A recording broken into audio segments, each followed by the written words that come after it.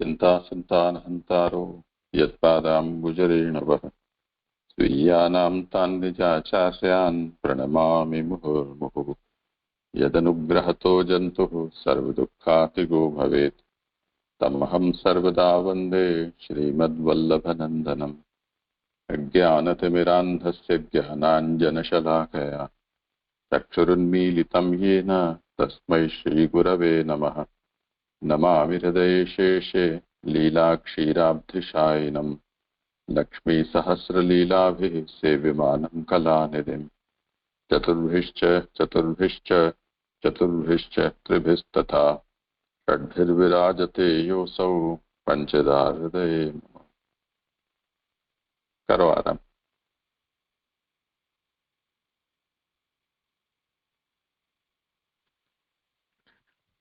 प्रणाम जय जय। आज मेरा क्रम है। कल तक हमने 5वें अध्याय तक देखा प्रथम स्कंद के। आज से जो है वो 6ठा अध्याय जो है हम शुरू करने जा रहे हैं, क्योंकि नया दिन है, हमारी शुरुआत हो रही है आज और नया अध्याय भी है, तो थोड़ा उपक्रम भी हम देख लेते हैं। तो प्रथम जो हम यहाँ पर श्रीमद् भागवत का चिंतन करने का प्रयास कर रहे हैं, जिसमें हमारे लिए भागवतार्थ आचार्य चरणों का श्री सुबोधिनी और पुरुषोत्तम सहस्त्र नाम जो है वो मुख्य आधार है, जो हम समझने का प्रयत्न यहाँ पर कर रहे हैं।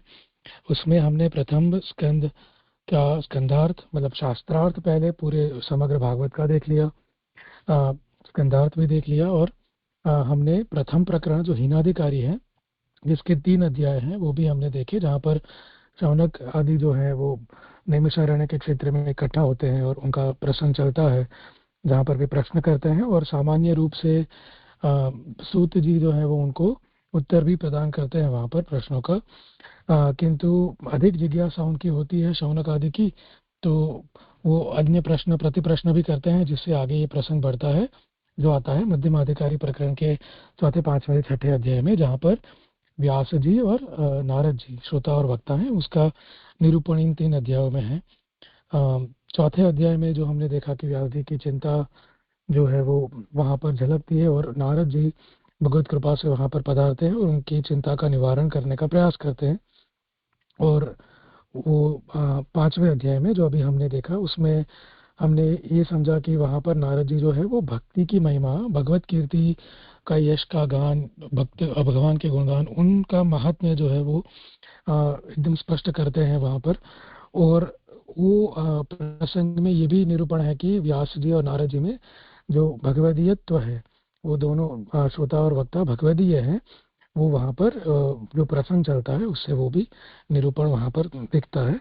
वो भागवतार्थ में भी हम थोड़ा रिपीट करके देख ही लेंगे। और 6ठे अध्याय में जो है वो नारद जी अपने फल का जो अभी हम देखेंगे, उसमें नारद जी जो है वो उनको कैसे क्या फल हुआ उसका जो प्रसंग है थोड़े विस्तार से हमें वहाँ पर आएगा। तो पहले प्रथम हम भागवतार्थ प्रकरण जो प्रकरणार्थ है मध्यमाधिकारी, उसमें डिटेल में नहीं जाकर वो भागवतार्थ में पेज नंबर 19 है, भागवतार्थ प्रकरण 19 पीडीएफ में देखिए यदि तो पेज नंबर है 69। तो इसमें नीचे में उत्थानिका भाग 74, 74, 74, 75 और 76 वो जो कारिकाएं हैं वो वैसे हमने देखी पहले थी, बट यहाँ 6ठे अध्याय का थोड़ा अंश है, इसके लिए हम थोड़ा पढ़ भी लेंगे और समझ लेंगे, प्रयत्न करेंगे। तो उत्थानिका वहाँ पर है 19वें पेज के सबसे नीचे। शंका करते हैं कि ऐसा होने पर मध्यम प्रकरण में श्रोता और वक्ता का कौन सा अधिकार सिद्ध हुआ, इस आशंका के उत्तर में कहते हैं। तो मध्यम प्रकरण जो अभी चला उसमें श्रोता वक्ता जो है वो क्या अधिकार है उनके, मतलब उनकी पहचान कैसे है, तो यहाँ पर ये कारिका है 3, 3.5 कारिका से ये निरूपण है। मैं श्लोकार्थ पढ़ता हूँ पेज नंबर 20 पे। मध्यमाधिकार में भगवदीय होना फल है और उत्तमाधिकार में तत्वज्ञान फल है। व्यास जी को जब असंतोष हुआ तो भगवत कृपारूप हेतु से व्यास जी में भगवदीयता हुई। व्यास भगवदीय थे, यह दूसरे अध्याय में बताया है। उत्तम प्रकरण का फल तो तत्व है। सुखदेव जी भगवान है और राजा परीक्षित भी वैसे ही हो गए। भगवदीयता 2 प्रकार की है। सर्वप्रथम जब भगवान अपने लिए कुछ करते हैं तो वहाँ भगवदीय के लिए साधन की अपेक्षा नहीं रहती। जब भगवान अपने लिए नहीं करते हैं तो साधन के द्वारा भगवदीय होता है। वह भगवदीयता कैसे होती है उसके लिए नारद जी अपना वृत्तांत क्रम से कहते हैं। तो यहाँ पर जो भगवदीय होना वो जो है मध्यम अधिकार की मुख्यता है, ये मुख्य गुण यहाँ पर समझाते हैं। और नारद जी ने ये सब जो वृत्तांत मतलब अपनी पूरी जो कथा है वो उन्होंने 5वें अध्याय में कही। और जो दासी पुत्र थे और जो भी प्रसंग हुआ, तो यहाँ पर जो कहते हैं कि नारद जी कहते हैं कि सर्वप्रथम तो मुझे साधन रूप में सत्संग प्राप्त हुआ, उससे मुझे जीव के स्वरूप का और भगवान के स्वरूप का ज्ञान हुआ। अब ये बात जो है जीव के स्वरूप का ज्ञान, भगवान के स्वरूप का ज्ञान 5वें अध्याय के 30वें और 31वें श्लोक में हमने इसको सुबोधिनी से स्पष्ट हमने समझ लिया। तदनंतर भगवान का अनुभव हुआ। अनुभव तो सिद्ध है, इसके लिए कुछ कर्तव्य नहीं है। ये बात भी वहां पर ही चली थी 5वें अध्याय के 30-31 के बाद के श्लोक में। अपने अनुभव में अनुभावना मात्र का अनुभव होना मिथ्या है। अपने में भगवदीयता सिद्ध होने पर जैसे नारद जी को पीछे अनुभव हुआ कि मैं नारद हूँ, उसके लिए साधन आवश्यक है।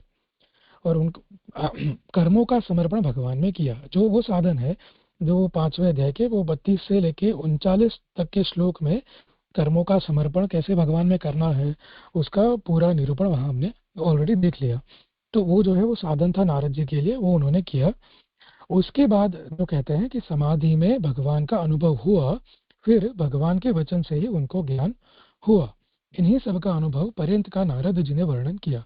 तो ये जो समाधि में भगवान का अनुभव नारद जी को हुआ ये बात बता रहे हैं यहाँ पर।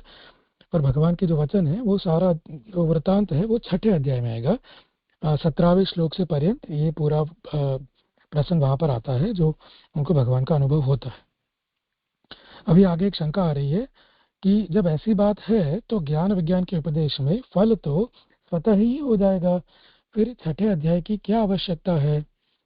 इस शंका पर कहते हैं कि जो शब्द ब्रह्म मतलब वेद का ज्ञाता होते हुए भी जिसे परब्रह्म का ज्ञान नहीं है उसका श्रम निष्फल है, इसी के लिए फलाध्याय का निरूपण है। तो मतलब हमने देखा मध्यम अधिकारी प्रकरण है, उसमें भगवदीयता जो है भगवदीयत्व दोनों का, श्रोता और वक्ता का वो मुख्य पहलू है। तो वो तो 5वें अध्याय में निरूपण उसका हो गया कहते हैं। तो फिर और ये उनको फल भी हो गया, ये भी नारद जी ने 39 या 40 श्लोक में कहा।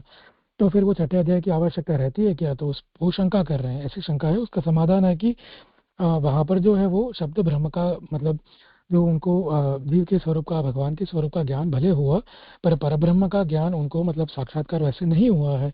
तो वो जो है वो फिर निरर्थक बात हो जाती है, इसलिए फलाध्याय का विस्तार से निरूपण उसका जरूरी है। ये जो बातें आएंगी वो 6ठे अध्याय में ही आएंगी कि नारद जी को परब्रह्म का ज्ञान साक्षात्कार कैसे हुआ। एक और शंका उठा रहे हैं कि व्यास जी तो भगवान के ज्ञानांश के अवतार हैं, तो उनमें तो भगवदीयता स्वतः ही है, तो फिर श्रवण से उनमें भगवदीयता कैसे आती है? तो भगवान के ज्ञान कला अवतार जो व्यास जी हैं तो भगवदीयता उनमें उन्होंने में स्वतः है ही। तो फिर वो नारद जी का जो उपदेश उन्होंने श्रवण किया उससे भगवदीयता आती है जो हम यहाँ पर निरूपण आ रहा है। तो ऐसा कैसे, क्योंकि भगवदीयता उन्होंने डिफॉल्ट होनी चाहिए। तो उत्तर यहाँ समाधान उसका दे रहे हैं आचार्य के बाद, व्यास जी में भगवदीयता तो अवतार मात्र से हो गई, किंतु श्रोता होने का फल तो उन्हें श्रवण के अनंतर ही मिला। और अवतार का फल भी तभी हुआ। तो हमने वैसे भी देखा पूरे 5वें अध्याय में कि उन्होंने उन जो ज्ञानावतार हैं व्यास जी पर उन्होंने जो भी प्रयास किए अब तक, वो महाभारत वेद विभाजन आदि, वो प्रयास जो है भगवत कीर्ति गान उन्होंने किया नहीं था। तो अवतार का फल भी उन्हें अब तक हुआ नहीं, इसलिए तो उनको असंतोष हुआ। तो भगवदगीता भले है किंतु उसका अनुभव या वो जो अ, उसका फल है वो तो नारद जी के उपदेश के श्रवण के बाद जो वो समाधि करेंगे उसके बाद ही उनको मिलने वाला है। तो ये 6ठे अध्याय इसलिए भी जरूरी है। एक और शंका तीसरी उठा रहे हैं यहाँ पर कि शंका करते हैं कि भगवदीयत्व की सिद्धि के लिए भागवत का निर्माण यही मध्यम प्रकरण में कहना चाहिए। इसके लिए कहते हैं कि भागवत का निर्माण तो उत्तम अधिकारी के लिए है, भगवदीयता होना तो उसका आनुषांगिक फल है, वह तो हो ही जाएगा, इसलिए भागवत का निरूपण मध्यम प्रकरण में नहीं किया गया।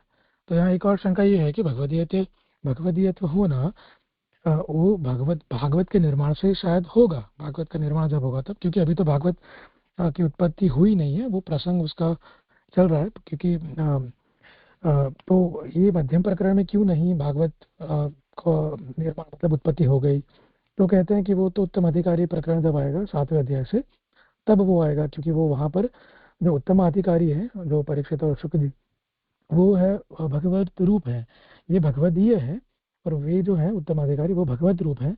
तो भगवदेवता होना तो उसका आनुषंगिक मतलब ये प्रसंग को मात्र चलाने से कि भागवत उत्पत्ति कैसे हो रही है, वो प्रसंग ही चलाने से उसका जो बाय प्रोडक्ट सॉर्ट ऑफ है वो भगवदेवता होना तो हो ही जाएगा। तो यहाँ पर भागवत का निरूपण करना आवश्यक नहीं है, वो उत्तम अधिकारी में वो वहां पर आएगा। तो ऐसे हमने 74 से 76 कारिका देखी। आगे 77 और 78 वो कारिका वो उत्थान का आ रही है उसकी। जब प्रासंगिक फल भगवदीयता की भी सिद्धि नहीं होगी तो फिर मध्यमता सिद्ध कैसे होगी? तो मध्यमता यहाँ कैसे सिद्ध हो रही है, यदि कोई ऐसे प्रश्न करे कि आप कैसे समझाओगे, तो यहाँ पर पूरी डिटेल से कैसे भगवदीयता उन्होंने में सिद्ध हुई ये मध्यम प्रकरण में चौथे, पांचवें, छठे अध्याय में वो यहाँ पर ये दो कारिका से वहाँ निरूपण कर रहे हैं कि व्यास जी में अन्यासक्ति प्रतिबंधिका थी। नारद जी के कथन से उस प्रतिबंध की जब निवृत्ति हुई तब व्यास जी ने नारद जी का पूजन किया और नारद जी ने पूजन किया साधुओं का। इस तरह व्यास जी में तो आग्रह का अभाव था और नारद जी में राग का अभाव था। तो यहाँ पर बात चला रहे हैं कि क्या क्या प्रतिबंध थे उनके, व्यास जी के और नारद जी दोनों के, और वो कैसे दूर हुए। और नीचे उसका पूरा अच्छे से लिस्ट कर रहे हैं, तो मैं वही पढ़ रहा हूँ। इस तरह 3 बातों में व्यास जी एवं नारद जी में भगवदीयता थी। व्यास जी में कैसे भगवदीयता थी, तो पॉइंट गिना रहे हैं। पहला कि व्यास जी ने यह समझ लिया कि भगवान जैसा चाहते हैं वैसा मैंने नहीं किया, इसका उनको खेद है। तो जो उनको असंतोष हुआ वो असंतोष होना ही भगवदीयता प्रूव करता है।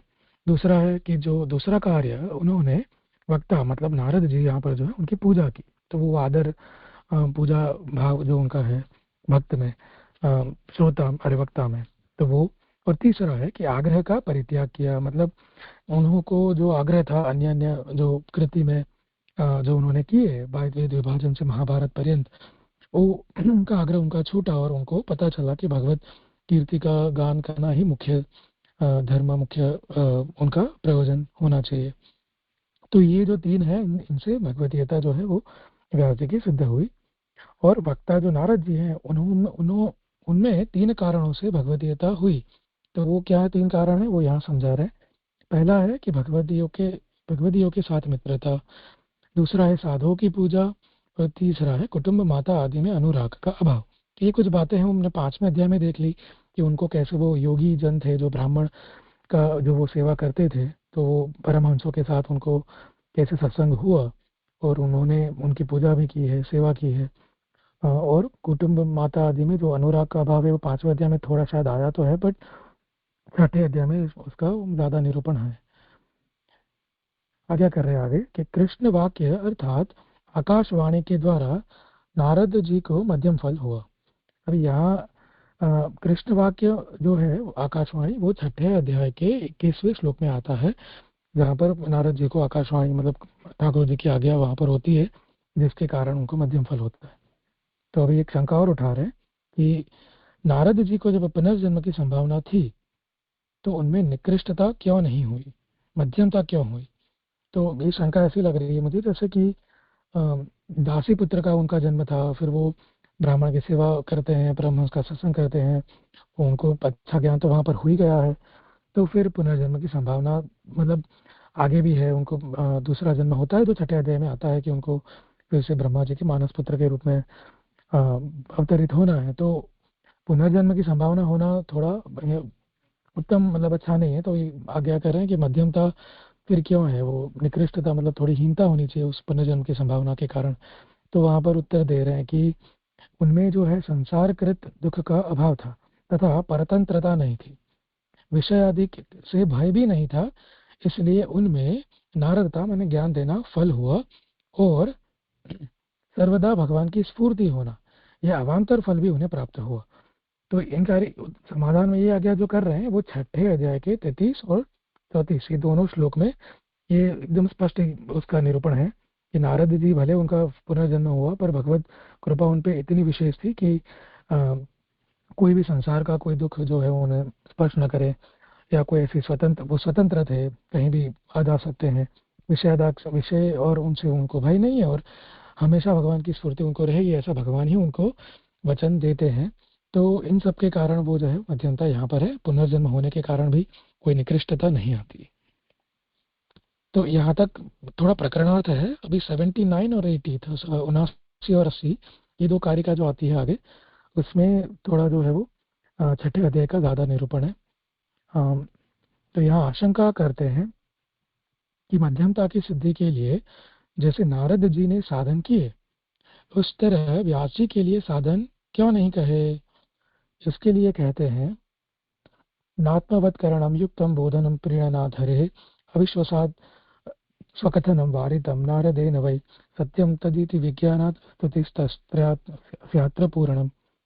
नारद जी को जैसे सन्यासियों ने ज्ञान दिया था, उस तरह ज्ञान देने वाले की व्यास के लिए आवश्यकता न थी, और निर्लज्जता पूर्वक भगवत नामोच्चारण नारद जी ने जैसे किया, वैसा करने की भी व्यास को आवश्यकता न थी, कारण कि व्यास के ऊपर तो भगवान की स्वतः प्रीति थी। प्रीति की प्राप्ति के लिए साधनों की आवश्यकता नहीं थी।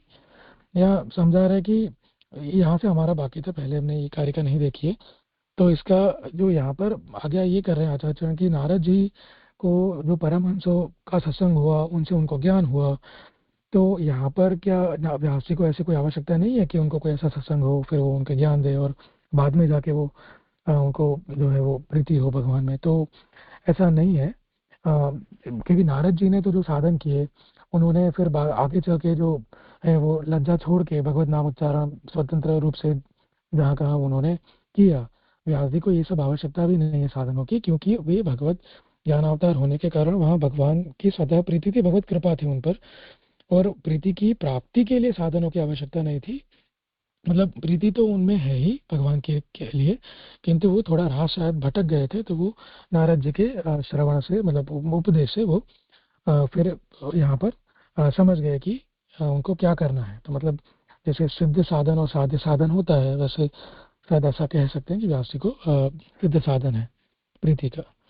अभी यहाँ एक शंका उठा रहे हैं कि जैसे सूत जी ने परंपरा से भागवत को प्राप्त करके रौनक जी से कहा था, उसी तरह नारद जी ने ऐसा क्यों नहीं कहा कि मैंने ब्रह्मा जी से भागवत पढ़ा है, उससे मैं तुम्हें कहता हूँ।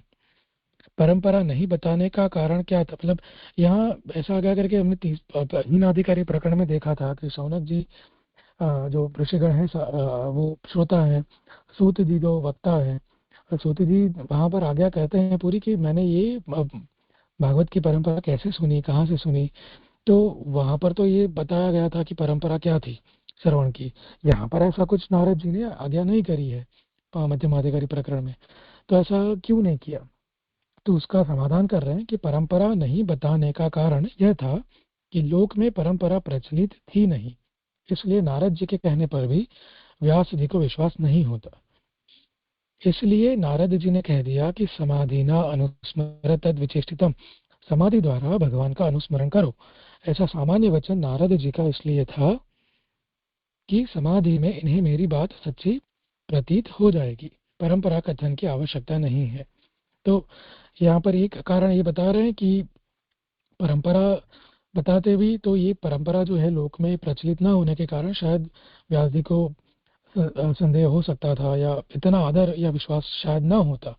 इसलिए उन्होंने उससे बेटर ऑप्शन ये निकाला कि समाधि जो 5वें अध्याय के 13वें श्लोक में ये आता है, नारद जी आज्ञा करते हैं कि समाधि ना अनुस्मरत तद्विचेषितम, कि आप जो है समाधि द्वारा ही भगवान का अनुस्मरण करें। तो ये हमने ऑलरेडी देख लिया है। तो ये सामान्य वचन से नारद जी या उपदेश दे रहे हैं कि ये समाधि में जब व्यास जी करेंगे, जो सप्तम अध्याय में शायद व्यास जी समाधि लगाते हैं, और फिर बाद में उनको जो उनकी बात सच्ची प्रतीत हो जाएगी, तो विश्वास पूरा हो ही जाएगा। तो ये परंपरा के कथन की आवश्यकता यहाँ पर है नहीं। जब व्यास जी ने ग्रहण अहो देवर्षि धन्य ऐसी स्तुति की, तो सबको समझ में आ गया कि नारद जी की बात इनके समझ में आ गई है। इसी स्तुति से ही मध्यम प्रकरण की पूर्ति की। तो ये अहो देवर्षि धन्य जो है वो व्यास जी छठे अध्याय के, जो हमने देखा नहीं है अभी देखेंगे, उसके 38वें श्लोक में स्तुति करते हैं देव नारद जी की कि धन्य है नारद जी करके। तो वो जो स्तुति होती है वहां पर व्यास जी करते हैं, तो उससे स्फुट हो जाता है सबको कि उनको जो है वो नारद जी की बातों में पूरा विश्वास है और वो उनको सब समझ में आ गया है नारद जी क्या कहना चाहते हैं, तभी वो स्तुति कर रहे हैं। तो इस तरह जो है वो यहाँ पर मध्यम प्रकरण जो है उसकी कारिका समाप्त होती है भागवतार्थ की। आगे आगे तृतीय प्रकरण की है। तो यहाँ पर हम भागवतार्थ हमने देख लिया। एक्चुअली मुझे पारायण पहले करना था, तो क्षमा चाहता हूँ, पर मैं अभी पारायण कर ले रहा हूँ।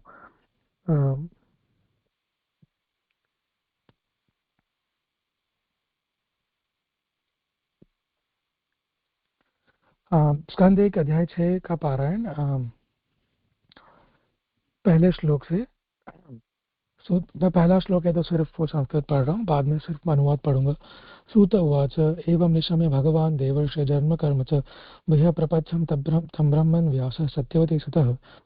पहले श्लोकार्थ है। सूत जी कहते हैं, हे ब्राह्मणों, इस प्रकार देवर्षि नारद जी के जन्म और कर्म का श्रवण करके सत्यवती जी के पुत्र भगवान व्यास जी ने उन्हें फिर प्रश्न किया। श्लोक दूसरा, तीसरा और चौथा साथ में है। श्लोकार्थ।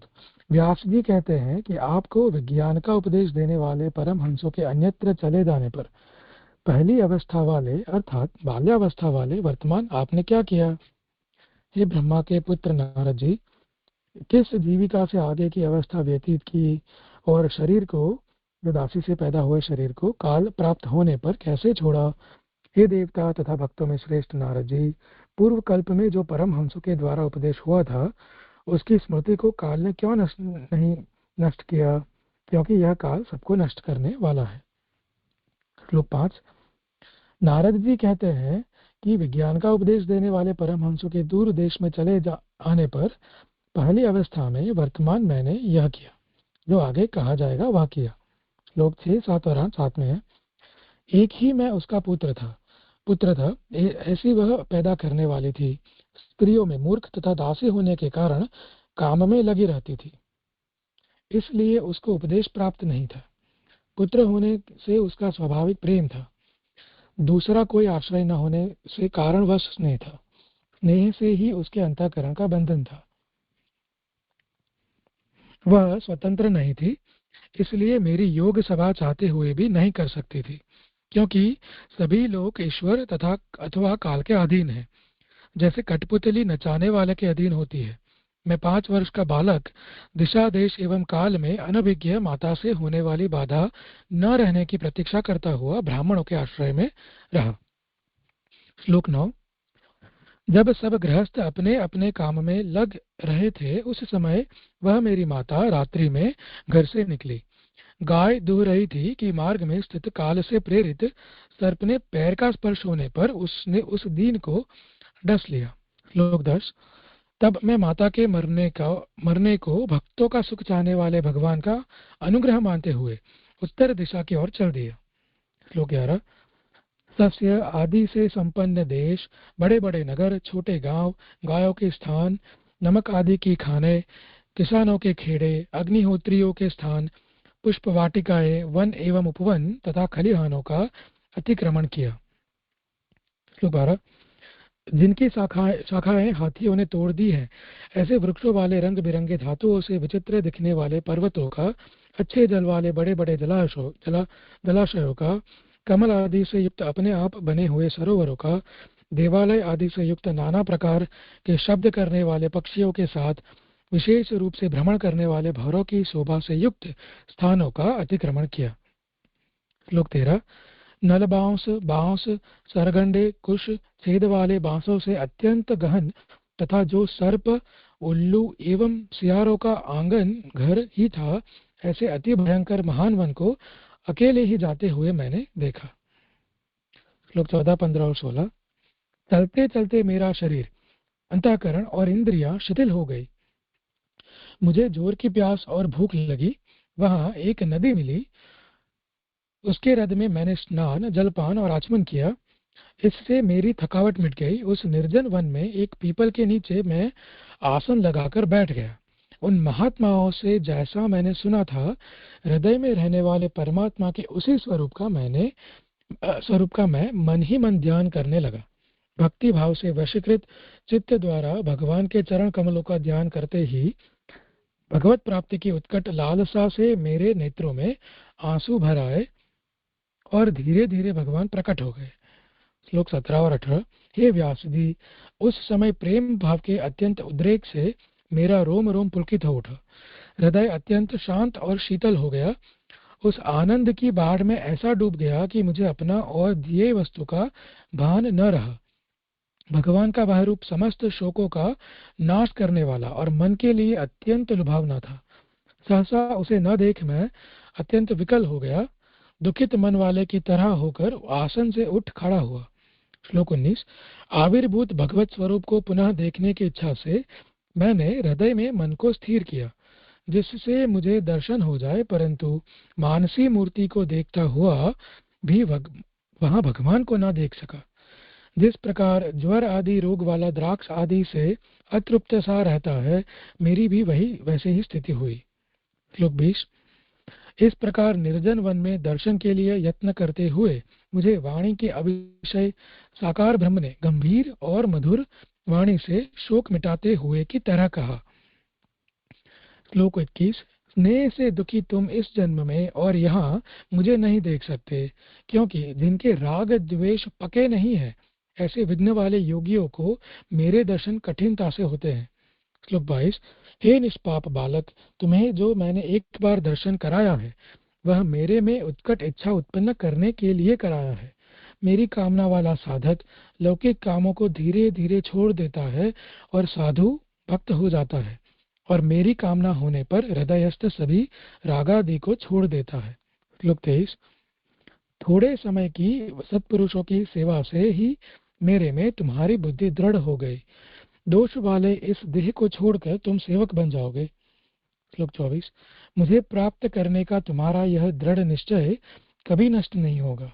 प्रलय हो जाने पर भी मेरे अनुग्रह से तुम्हें मेरी स्मृति रहेगी। श्लोक 25। जिसके निश्वास वेद हुए ऐसा वह महान है, और जो आकाश की तरह अदृश्य प्रमाण आदि से अगम्य कर्तुम अकर्तुम अन्यथा कर्तुम समर्थ है, वह भगवान ऐसा कहकर चुप हो गए। मैंने महान से भी महान उस परिचित को साष्टांग प्रणाम किया, क्योंकि मैंने उनकी अनुकंपा प्राप्त की थी। श्लोक 26। लज्जा का परित्याग करके अनंत रूपों वाले भगवान के नामों का उच्च स्वर से निरंतर उच्चारण करता हुआ और भगवान की गोप्य एवं मनोहर लीलाएं हैं उनका स्मरण करता हुआ संतुष्ट मन से मैं इच्छा विहीन गर्व एवं मात्सर्य रहित होकर काल की प्रतीक्षा करता हुआ पृथ्वी पर्यटन करता रहा। श्लोक 27।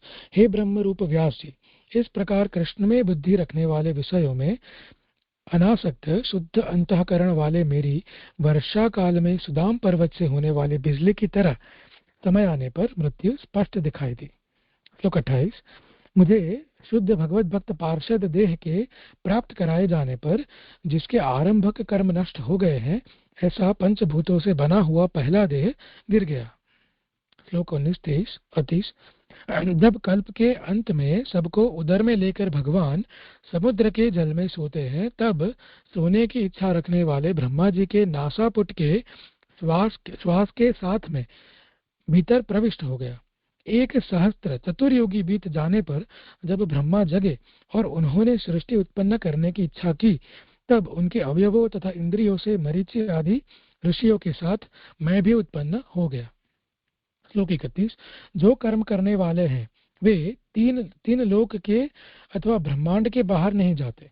जिनने तप आदि से ब्रह्मलोक को प्राप्त किया वे 3 लोक के अथवा ब्रह्मांड के भीतर नहीं जाते। मैं तो सबसे अपरिच्छिन्न भगवान के अनुग्रह से सर्वत्र भगवान को देखने के नियम का पालन करता हुआ बाहर भीतर फिरता हूँ। मेरी गति कभी भी कहीं भी नहीं रुकती। श्लोक 32। देवताओं से दी हुई जो षड्ज आदि ब्रह्म रूप स्वर से भूषित है, उस वीणा से संगीत शास्त्र सिद्ध स्वरों का संबंध कर हरि कथा को गाता हुआ फिर रहा हूँ। श्लोक 33। जब मैं उनकी लीलाओं का गायन करने लगता हूँ, तब वे प्रभु जिनके चरण कमल में संत निवास करते हैं और जिनकी कीर्ति प्यारी है, वे भगवान बुलाए हुए की भांति तुरंत मेरे हृदय में आकर दर्शन दे देते हैं। श्लोक 34। माया की रक्षा करने वाले जो विषय हैं, उनके स्पर्श माने भोग की इच्छा से आतुर चित्त वाले मनुष्यों के लिए भगवत लीला वर्णन ही संसार समुद्र को पार करने में नौका रूप है। श्लोक 35। काम और लोभ की चोट से बार बार घायल अंतःकरण श्री कृष्ण सेवा से जैसी प्रत्यक्ष शांति का अनुभव करता है, वैसी वैसी शांति यम नियम आदि योग मार्गों से नहीं मिल सकती। श्लोक 36। हे निष्पाप व्यास जी, आपने मुझसे जो कुछ पूछा था वह सब अपने जन्म और साधन का रहस्य तथा आपके आत्मतुष्टि का उपाय मैंने बता दिया। श्लोक 37। श्री सूत जी कहते हैं कि हे शौनकादि ऋषियों, देवर्षि नारद जी ने व्यास जी से इस प्रकार कहकर जाने की अनुमति ली और वीणा बजाते हुए निस्वार्थ नारद जी विचरण करने के लिए गए। श्लोक 38।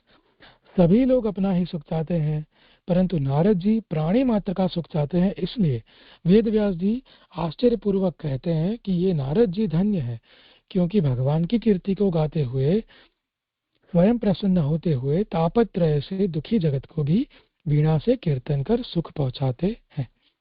यह पारायण समाप्त हो। पुरुषोत्तम सहस्त्र नाम यदि देखिए दीजिए। हाँ करो। पुरुषोत्तम सहस्त्र नाम यदि देखें यहाँ पर तो क्योंकि यहाँ मध्यमाधिकारी प्रकरण के समग्र प्रकरण के जो नाम है, कोई श्लोक के पर्टिकुलर या अध्याय के नाम नहीं है, तो ये अध्याय जो है उसको ध्यान में रखते हुए पूरे प्रकरण को व्यास चिंता विनाश का जो 24वां नाम है, पृष्ठ नंबर 45 पर है। वो व्यास चिंता विनाशकः, व्यास जी की चिंता का विनाश करने वाले। 25वां नाम है सर्व सिद्धांत वागात्मा, सर्व सिद्धांत रूप वाणी के स्वरूप, सारे सिद्धांतों की वाणी में जिसका स्वरूप है वैसे सर्व कपिलादि सिद्ध पुरुषों के अंतरात्मा में वाणी रूप से विराजे हुए, ये नाम भी आता है। और 26वां नाम नारदाद्य अखिलेष्टदः, नारद जी को सर्वश्रेष्ठ लाभ प्रदान करने वाले। 27वां अंतःकरण अंतरात्मा, अंतःकरण मन रूप प्रभु। इतने नाम है। ध्यान गम्य जो है वो 7वें अध्याय से आगे आएगा। यहाँ पुरुषोत्तम सहस्त्र नाम पारायण भी हो गए। अभी प्रथम जो श्लोक है सुबोधिनी जी का अध्याय 6 का, वो भी मेरा है, ले लूं या फिर मुझे जाए, क्या करूं? हाँ करो, कारिका करके जी। तो सुबोधिनी पेज नंबर है पृष्ठ नंबर 236। पीडीएफ अगर आप देख रहे हो तो उसका है पेज नंबर 342। वहां पर अध्याय से शुरू होता है नारद जी की भक्ति का स्वरूप। मंगलाचरण करते हुए अध्याय का आचार्यचरण जो है वो 2 कारिका से अध्याय का मंगलाचरण करते हैं, जो है मध्यमेनाधिकारेण पदार्थाभिनिरूपिताः श्रवणस्य फलं चान्तर ज्ञान रूपम प्रदर्शितम षष्ठे तु बाह्यं तस्यैव कीर्तनावधि वर्ण्यते बाह्याभावे त्वान्तरस्य व्यर्थे तेति निरूप्यते। कारिका का अर्थ है 5वें अध्याय में मध्यम अधिकार से पदार्थों का निरूपण किया गया। वहां श्रवण का फल भीतरी ज्ञान होना, जैसा कि नारद जी को परमहंसों से कृष्ण कथा सुनने से हुआ, वैसा ज्ञान रूप फल बताया गया। तो 5वें अध्याय में हमने देखा मध्यमाधिकारी जो पदार्थ मतलब भगवदीयत्व है उसका निरूपण किया गया। श्रवण का जो भीतरी ज्ञान मतलब जैसे नारद जी को हुआ जी के स्वरूप का, भगवत स्वरूप का ज्ञान परमहंसों से, वो तो वो भीतरी ज्ञान है, वो उनको हुआ, वहाँ वो सब बताया गया। अब इस 6ठे अध्याय में उसी श्रवण का बाह्य फल जो कीर्तन पर्यंत है कहते हैं, क्योंकि बाह्य रूप कीर्तन के अभाव में भीतरी ज्ञान रूप व्यर्थ हो जाता है। तो आचार्य आज्ञा कर रहे हैं यहाँ पर कि 5वें अध्याय का हमने देख लिया कि भीतरी ज्ञान कैसे हुआ, तो अब यहाँ जो भीतरी ज्ञान अगर हुआ है तो फिर अगर वो बाह्य रूप मतलब जो इंद्रियां हैं अपनी, वो उससे बाहर अगर ये नहीं प्रकट होता तो फिर वो जो है उसका वो व्यर्थ हो जाएगा कि अंदर ही भरा पड़ा रहेगा और बाहर आएगा ही नहीं, तो वो भी जरूरी है।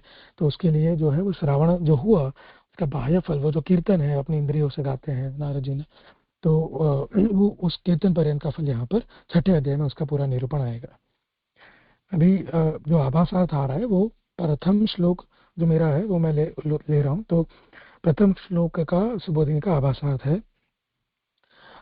5वें अध्याय के अंत में अदान में ज्ञानम ऐश्वर्यम, मुझे भगवान ने ज्ञान और ऐश्वर्य तथा भक्ति दी, ऐसा नारद जी ने कहा, वहाँ संदेह है।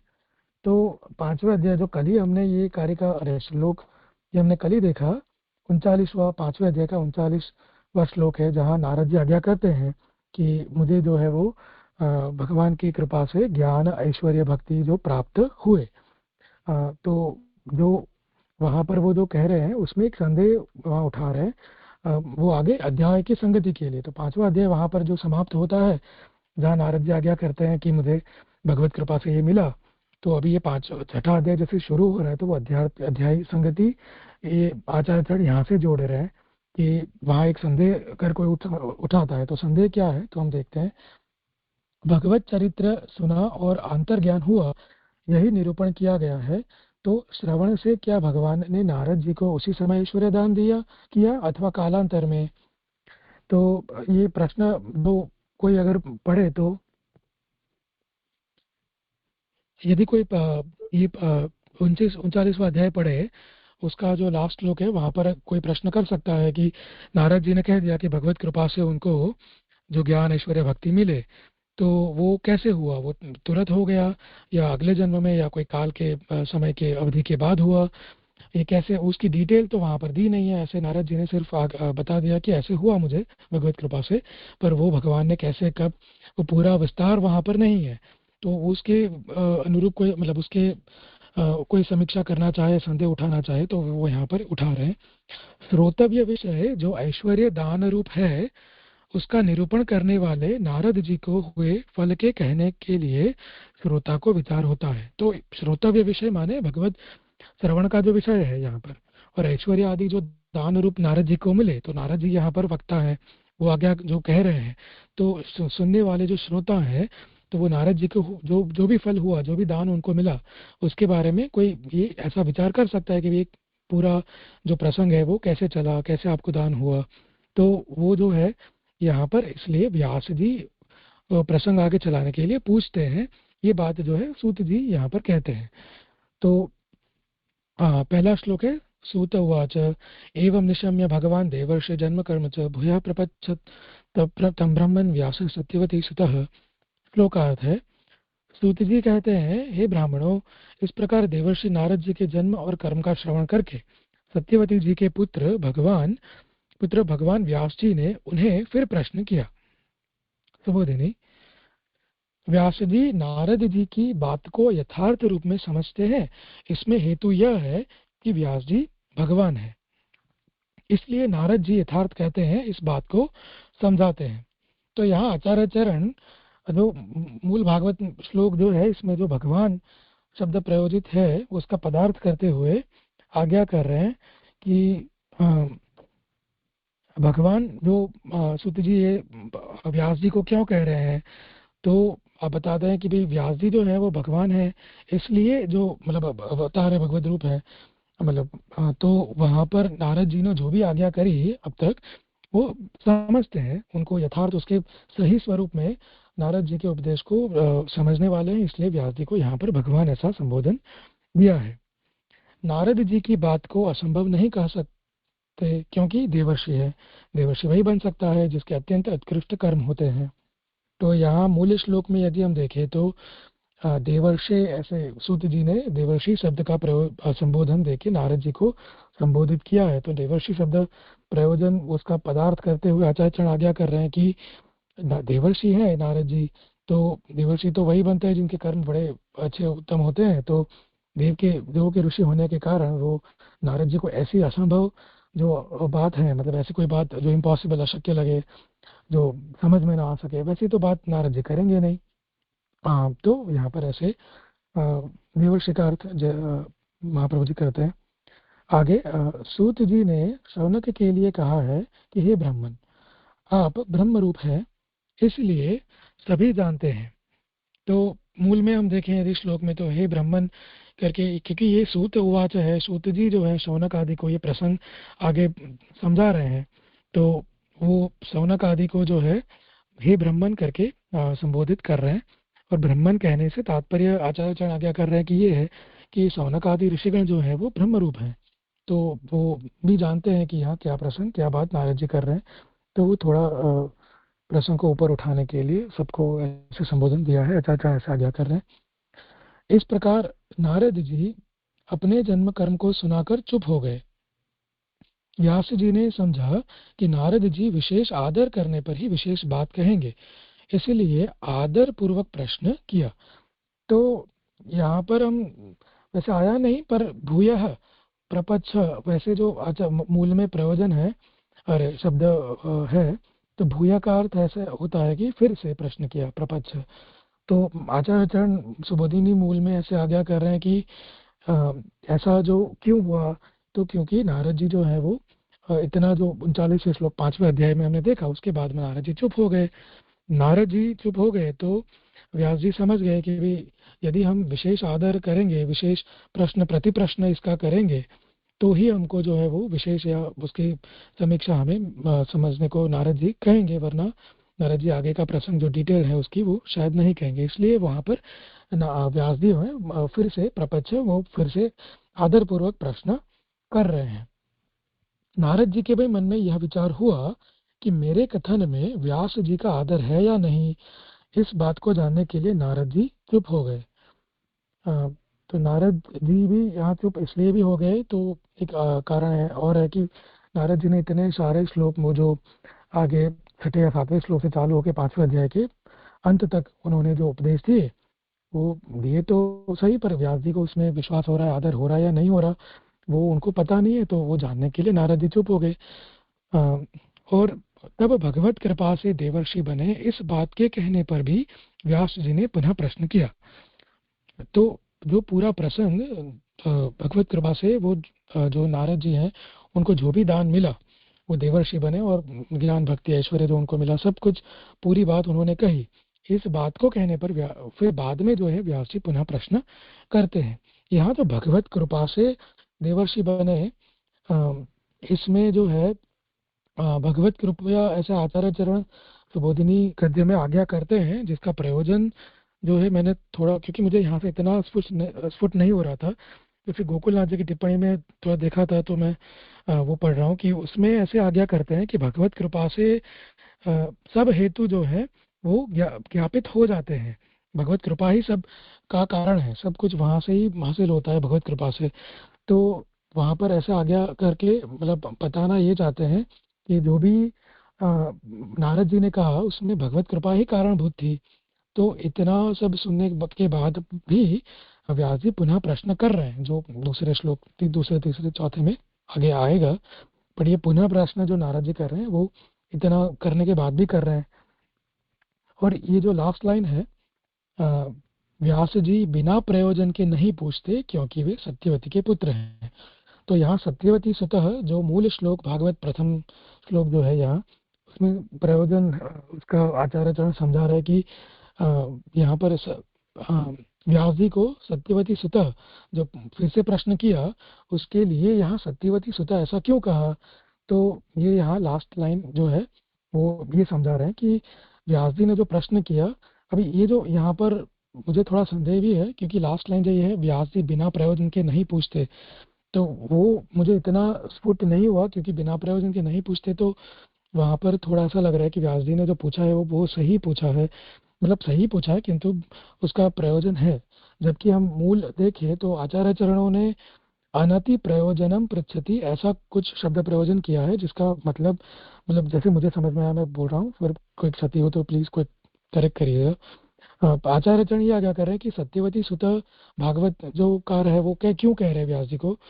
तो अनति प्रयोजन है, क्योंकि यहाँ अति प्रयोजन नहीं है, कोई इतना ज्यादा प्रयोजन जो व्यास जी प्रश्न प्रति प्रश्न कर रहे हैं उसमें कोई इतना बड़ा प्रयोजन उनका प्रश्न के पीछे है नहीं। तो उसके लिए जो है कोई ज्यादा प्रयोजन न होने के कारण वो सत्यवती सुत उनको कहे गए हैं। और वो आगे भी हमने जजे ने समझाया था, और यहाँ गोकुलनाथ जी की टिप्पणी में भी वो समझा रहे हैं कि बहुत ज्यादा प्रयोजन उनके प्रश्न का है नहीं, तो वो थोड़ी हीनता वहाँ हो रही है कि व्यास जी इतने बड़े हैं, ज्ञान अवतार हैं, फिर भी जो प्रश्न में कोई ज्यादा प्रयोजन न होने पर भी वो पूछ रहे हैं यहाँ पर, तो वो जो है वो थोड़ा अपकर्ष है उनका। तो माता के नाम से जब संबोधित किया जाता है सत्यवती सुत करके, तो मातृपुत्रत्वात् कुछ माता के नाम से संबोधित करने से वो जो है वहां पर थोड़ी उनकी वो हीनता जैसा कुछ, या अपकर्षहीनता तो नहीं कह सकते शायद, बट अपकर्ष जैसा कुछ वहां पर है कि उनका प्रश्न जो है वो इतना अ, वो नहीं है, स्ट्रांग नहीं है शायद। तो अ, इतना यहाँ पर मुझे स्फुट हुआ। कुछ क्षति हो या किसी को कुछ प्रश्न हो तो। क्या किया कुछ हो तो।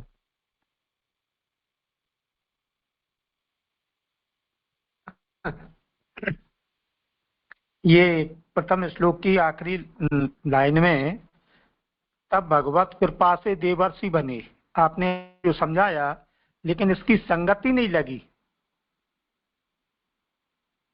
और दूसरा, अभी आप सत्यवती जी के पुत्र हैं इसकी व्याख्या कर रहे थे, तो इसमें भी कुछ स्पष्ट समझ में नहीं आया। भाई सत्यवती नाम का संबोधन किया है तो शायद माता की कोई विशेषता बता रहे होंगे, मुझे ऐसा लग रहा है। तो इसमें ये स्पष्ट नहीं हो पाया, ये दोनों चीजें माने मुझे स्पष्ट नहीं हो पा रही कि भाई संगति क्यों नहीं बैठ रही। क्योंकि सत्यवती सुता दिया है तो उसका निश्चित माता से संबंध या कोई माता की कोई विशेषता होगी। जैसे आपने अपकर्ष वाली या उसकी बात कही थी, तो वो तो यह सूट नहीं कर रही। इसलिए इसको दोनों को थोड़ा स्पष्ट करें।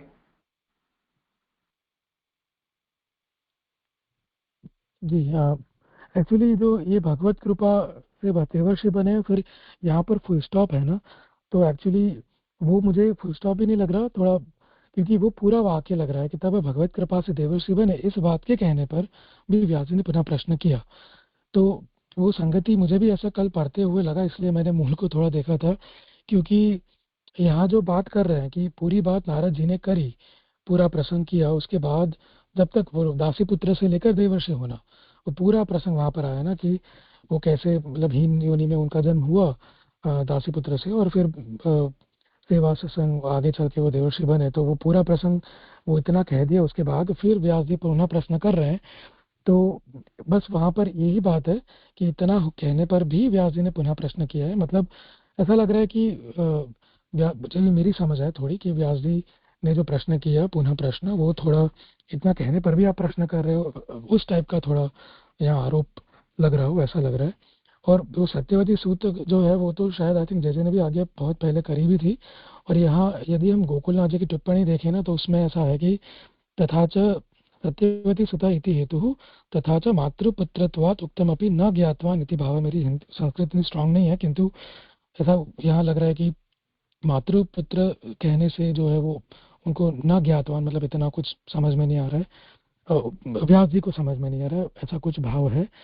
और अनति प्रयोजनम आचार्यचरण ही शब्द प्रयोजित कर रहे हैं कि जो प्रश्न किया है, तो यहाँ व्यास जी ने जो प्रश्न किया है वो अनति प्रयोजनम है। तो जिसका गोकुलनाथ जी आज्ञा करते हैं कि प्रश्ने अत्यंतम प्रयोजनम नास्ति, मतलब ये प्रश्न जो किया व्यास जी ने, उसमें कोई इतना अत्यंत प्रयोजन इतना बड़ा है नहीं, ऐसा अर्थ है। ऐसे मतलब मुझे ये समझ के मुझे ऐसा लगा कि शायद कुछ ऐसी बात है कि बाकी तो जैसे प्रकाश करें।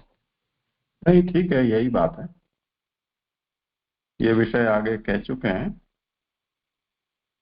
कि जहाँ किसी का परिचय उसके माता से कराया जाता है तो वो उसकी हीनता का द्योतक है। तो यहाँ सत्यवती सुत ऐसा कहने से तात्पर्य ये है कि इतना सब समझाने के बाद भी आगे जो सवाल व्यास पूछ रहे हैं वो इतने सार्थक प्रश्न नहीं है, तो वो सत्यवती सुत का प्रभाव है, ऐसा समझो। और ये बात भी सही है, भगवत कृपया एतावत्तुम जातमिति कथितेपि पुनः प्रश्नः। तो ये वाक्य में देवर्षि बने, ये अनुवादक ने कुछ अपने कल्पना से अर्थ जोड़ा है।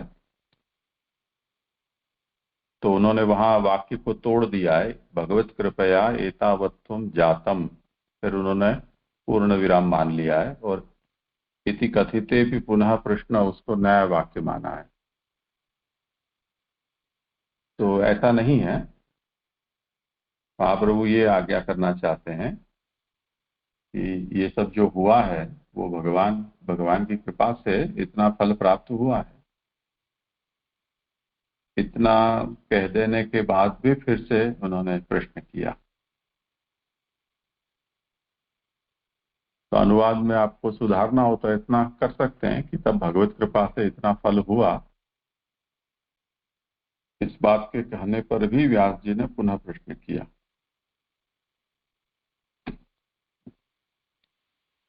ठीक है जी।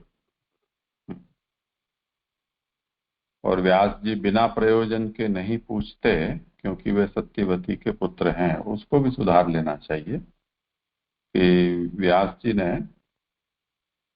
बहुत सार्थक हो ऐसा प्रश्न नहीं पूछा, क्योंकि वो सत्यवती के पुत्र हैं। हाँ, और कुछ हो तो अन्यथा आगे जिनका क्रम हो करो।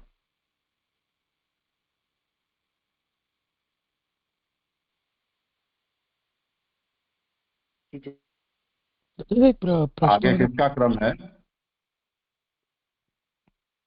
आशीष भाई का है क्या?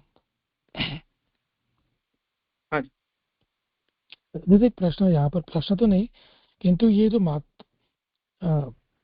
मतलब ये प्रश्न इन्होंने किया और पूरा छठा अध्याय उससे चलता भी है, तो मतलब तो थोड़ा मुझे ऐसा मनन करने में लग रहा था कि ऐसा मतलब भागवत में कोई त्रुटि तो नहीं है। पूरा छठा अध्याय जो चल रहा है वो इसी के कारण चल रहा है क्योंकि व्यास जी प्रश्न कर रहे हैं, वरना ये छठा अध्याय शायद होता नहीं। तो प्रश्न, ये जो बात कही गई ना कि अ, ये प्रयोजन ज़्यादा है नहीं, सार्थक नहीं है, पर वो शायद व्यास जी के लेवल पर ही है ना, क्योंकि हमारे लिए तो पूरा ही मतलब अ, समग्रता में सार्थक ही है ना छठा अध्याय। ऐसा तो हम नहीं कहेंगे कि थोड़ा कम इम्पोर्टेंट होगा।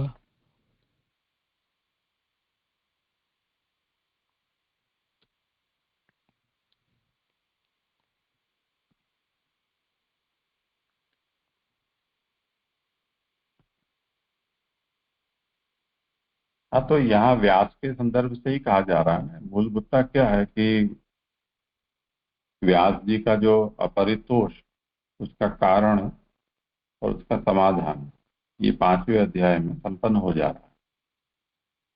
क्योंकि वहां ये कह दिया कि अब भगवान के चरित्र को कहिए।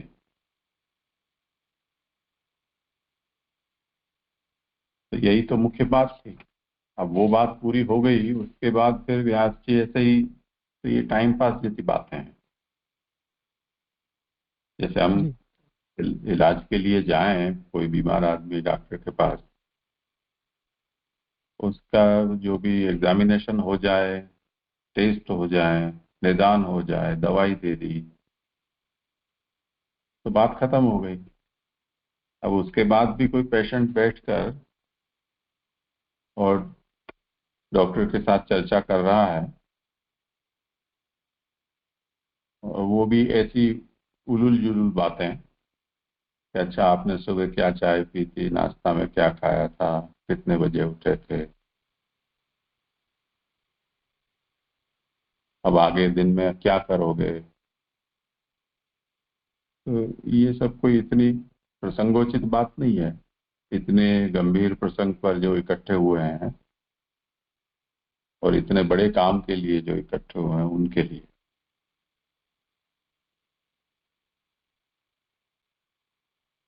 इस अभिप्राय से आचार्य शरण आज्ञा कर रहे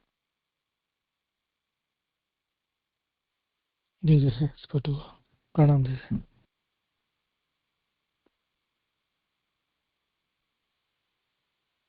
हाँ जी जी, दंडवत प्रणाम। करूँ जी जी आगे? हाँ, करो। हाँ, प्रणाम जी जी। अभी श्लोक 2, 3 और 4 तो आभासार्थ है। 3 श्लोकों से व्यास जी प्रश्न कर रहे हैं। श्लोकार्थ: व्यास जी कहते हैं कि आपको विज्ञान का उपदेश देने वाले परमहंसों के अन्यत्र चले जाने पर पहली अवस्था वाले अर्थात बाल्यावस्था वाले वर्तमान आपने क्या किया? हे ब्रह्मा जी के पुत्र नारद जी, किस जीविका से आगे की अवस्था व्यतीत की? और शरीर को मीन्स दासी से पैदा हुए शरीर को काल प्राप्त होने पर कैसे छोड़ा?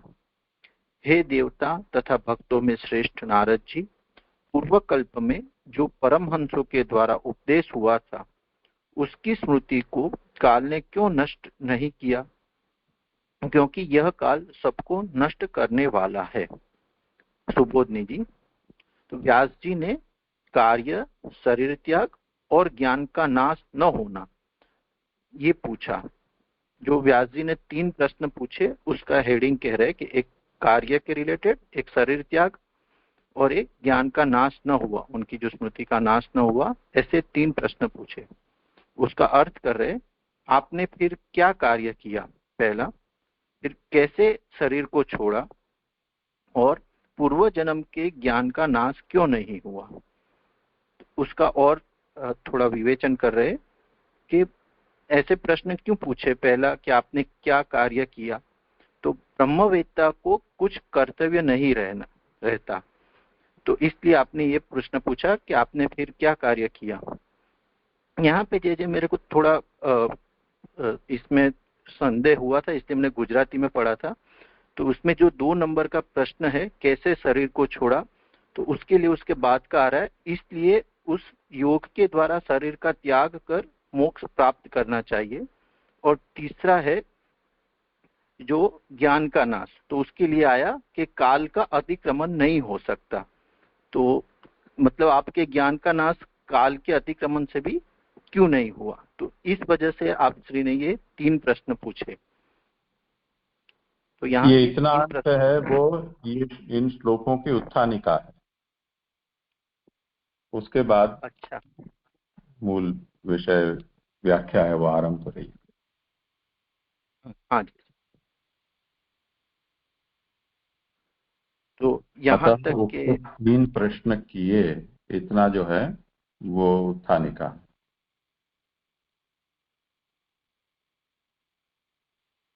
हाँ जी, इस श्लोक में आए से इसका आभास सुबोधनी जी शुरू होगा। हाँ।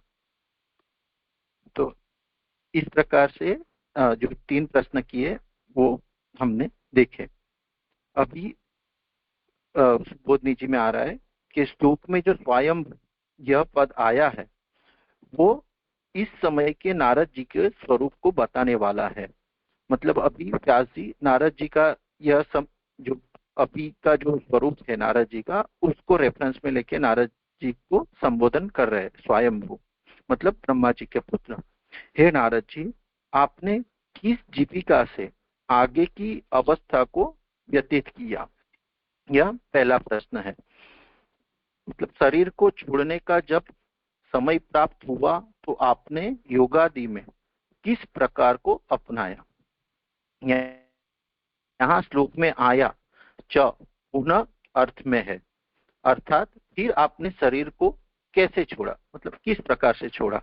जो यहाँ कथम चेत आया, तो च जो आया उसके लिए महाप्रभु जी ये बात कह रहे हैं।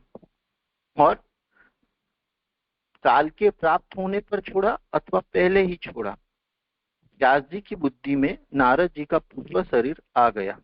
तो अभी जो व्यास जी बात कर रहे, अभी जो चर्चा कर रहे, उसमें नारद जी के पहले का मतलब पहले कल्प का शरीर आ गया, इसलिए कहा कि यह शरीर, अन्यथा उस शरीर का प्रत्यक्ष न होने से यह शरीर ऐसा कहना युक्त नहीं था। यहाँ जो इदम करके जो व्यास जी कह रहे हैं कि इस शरीर को आपने कैसे छोड़ा, तो महाप्रभु जी ऐसी आज्ञा कर रहे हैं कि जो व्यास जी अभी जो चर्चा कर रहे हैं, लेकिन व्यास जी की बुद्धि में नारद जी का जो पूर्व शरीर था वो उनके बुद्धि में आ गया, इसलिए उन्होंने यह शब्द का प्रयोग किया कि इदम, क्योंकि इदम शब्द का प्रयोग प्रत्यक्ष में ही होता है। यदि कथम चेदम की जगह कथम वेदम यह पाठ मान लिया जाए, मतलब यहाँ कथम चेत की जगह कथम वेद ऐसा अगर पाठ मान लिया जाए, तो श्री महाप्रभु जी आज्ञा करते हैं कि वाह शब्द का अनादर कहेगा, मतलब जो काल से पैदा होता है उसे काल खाता है, अर्थात काल पक्ष कहकर अनादर सूचित किया। मतलब शरीर के लिए अनादर सूचित किया कि वो काल से पक्ष होता है। इसलिए कहा कि काल प्राप्ते वर्तमान में जो आपको पूर्व जन्म का स्मरण है। अभी जो दूसरा प्रश्न है कि आपको पूर्व जन्म के ज्ञान का नाश क्यों नहीं हुआ, उसके अर्थ में पूछ रहे हैं कि काल पक्ष इसलिए कहा कि काल प्राप्ते वर्तमान में जो आपको पूर्व जन्म का स्मरण है वह दूसरा जन्म होने से, संस्कार के नाश होने से कारण कैसे हुआ, और पूर्व कल्प के जो विषय है बीच में बहुत समय निकलने से काल ने उन विषयों की स्मृति को नष्ट क्यों नहीं किया। जब काल से संस्कार नष्ट हो जाते हैं तब कोई शब्द द्वारा कहे तो वह स्मृति होती है, परंतु यहाँ वो आपकी स्मृति प्रत्यक्ष मूल कही है। मतलब यहाँ ये आज्ञा कर रहे हैं श्री महाप्रभु जी कि इतना समय बीत गया, क्योंकि व्यास जी ने जो सवाल पूछा है कि आपके पूर्व जन्म के ज्ञान का नाश क्यों नहीं हुआ, तो व्यास जी को ये पूछा हो रही है, नारद जी से पूछ रहे कि इतना सारा समय हो गया तो आपको पहले के जन्म का स्मरण किस प्रकार रहा, वो क्या कारण था कि आपको पूर्व जन्म का स्मरण भी रहा। और उसमें कारण बता रहे कि जब दूसरा जन्म होता है तो संस्कार के नाश हो जाते हैं, तो हमारे जो पूर्व जन्म के जो भी हमारी स्मृति है वो नष्ट हो जाती है। पर आपको ऐसा क्यों नहीं हुआ कि आपकी स्मृति क्यों रही। और एक बात कह रहे हैं कि अगर संस्कार नष्ट हो जाए तो कोई शब्द द्वारा याद दिलाए तो स्मृति आ जाती है, परंतु यहाँ वो आपकी स्मृति तो प्रत्यक्ष मूल है। मतलब आपको किसी ने याद भी नहीं कराया, आपकी स्मृति तो एज इट इज है, मतलब आपने ही, आपको तो वो सब याद ही है। तो अर्थात शब्द के द्वारा वह स्मृति नहीं हुई है। अभी व्यास जी वहां पे एक आर्ग्यूमेंट दे रहे हैं कि देवताओं की तथा भक्तों की स्मृति को भी काल नष्ट कर देता है, पर आपकी स्मृति नष्ट नहीं हुई, यह आश्चर्य है। इस बात को सूर सत्तम यह संबोधन कहता है, जो व्यास जी ने नारद जी के लिए सूर सत्तम मतलब उत्तम उत्तम, और यहाँ जो आया कि देवता और भक्तों में श्रेष्ठ है, ऐसा पद प्रयोग किया है, उसकी महाप्रभु जी व्याख्या कर रहे हैं कि देवता और भक्तों की स्मृति भी नष्ट हो जाती है, काल नष्ट कर देता है, पर आपकी नहीं हुई है, इसलिए यह शब्द प्रयोग हुआ है। श्लोकस्थ में ही शब्द का अर्थ है कि यह बात युक्त है, क्योंकि आप में स्मृति का कार्य देखा जा रहा है। काल का महात्म्य तो प्रत्यक्ष ही है। काल के लिए एसह यह कहा है, एसह वही कहा जाता है जहां प्रत्यक्ष होता है। वेद व्यास जी भगवान है, इसलिए काल को प्रत्यक्ष करके कह रहे हैं। तो यहाँ जो एसह शब्द का है तो काल का महात्म्य की बात है कि काल का महात्म्य कितना सारा है कि उसका महात्म्य प्रत्यक्ष ही है, और यहाँ काल के लिए एसह यह शब्द प्रयोग हुआ है, तो एसह वही कहा जाता है जहां प्रत्यक्ष हो, और वेद व्यास जी भगवान है इसीलिए वो काल को भी प्रत्यक्ष करके कह रहे हैं। अथवा शास्त्रार्थ की दृढ़ता होने से यह कहा कि यह काल जिसे शास्त्रों ने सर्वनाशक बताया है।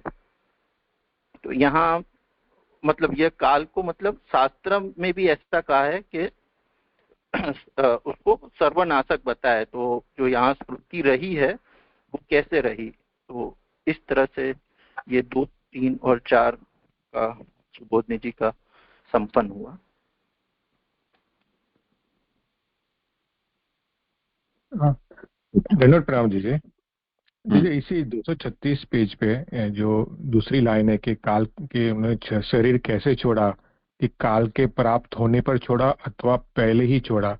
जी ये थोड़ा समझना था कि पहले भी छोड़ते तो भी काल से ही छोड़ा हुआ मानेंगे ना जी, क्योंकि काल ही सबकी आयु नियत करे हैं। तो इसे कैसे समझे जी ये लाइन को? इसमें हाँ जी प्रणाम। मुझे इसमें ऐसा लग रहा है कि मैंने थोड़ा गुजराती वाला सुना था, तो यहाँ जे ने आज्ञा की थी कि देह त्याग के भी बहुत प्रकार होते हैं। जैसे महाप्रभु जी के रेफरेंस में हम देखें तो जैसे ठाकुर जी की आज्ञा हुई तो आपने चतुर्थाश्रम संन्यास लेके ठाकुर जी के धाम में पधारने का जो उपक्रम किया, या फिर जैसे पांडवों ने स्वर्गारोहण किया, तो कुछ प्रयत्न करके आपने ये देह को छोड़ा या जब समय आया तभी ये देह का त्याग हुआ? तो इस तरह से वो सवाल पूछ रहे हैं कि आपने शरीर का त्याग कैसे किया, कैसे छोड़ा, मतलब काल आया तभी छोड़ा या आपने पहले छोड़ा? काल आया मतलब आपने प्रतीक्षा, आगे भी सुबोधनी जी में आएगा कि नारद जी प्रतीक्षा करते रहे और जब उनका समय आया तब हुआ, ऐसा मतलब मेरे को लग रहा है। ठीक है। जी जी जी, हाँ जी जी जी जी जी जी जी, ऐसा भी समझ सके ना जी जी कि यानी जो भक्त है यानी उसको काल, यानी उसकी वो जब शरीर छोड़े तो यानी वो काल से नहीं, लेकिन क्योंकि भक्त जो होता है वो यानी आता है, यानी कि काल पे पैर रख के चले हैं, तो ऐसा भी समझ सके जी जी। हाँ जी जी जी, दंडवत प्रणाम जी जी।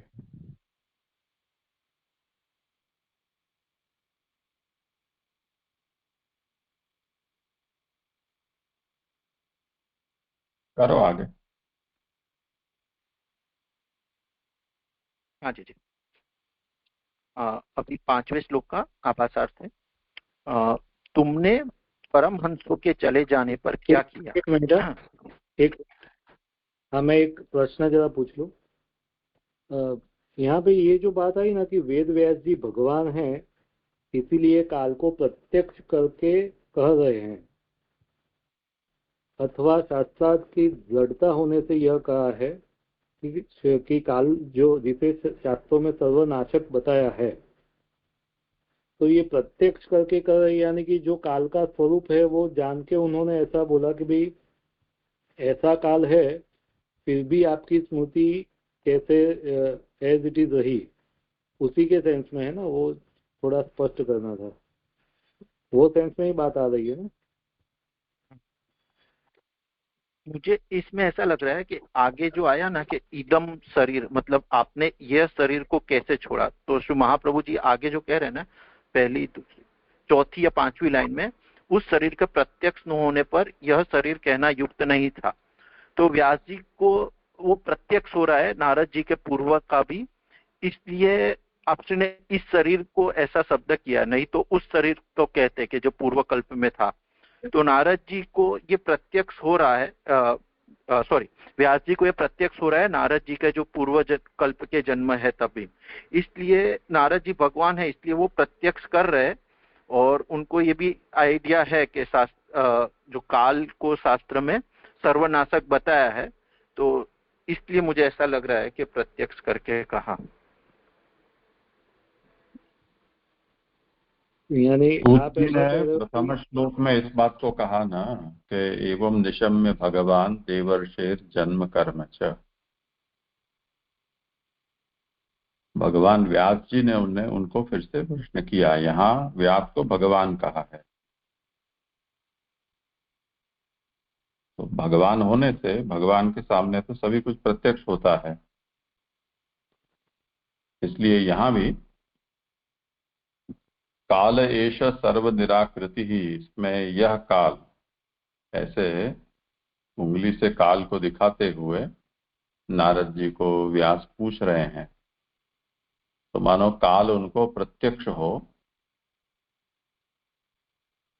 इस तरह से उन्होंने कहा है। वो इसलिए कह पाए क्योंकि व्यास है वो भगवान।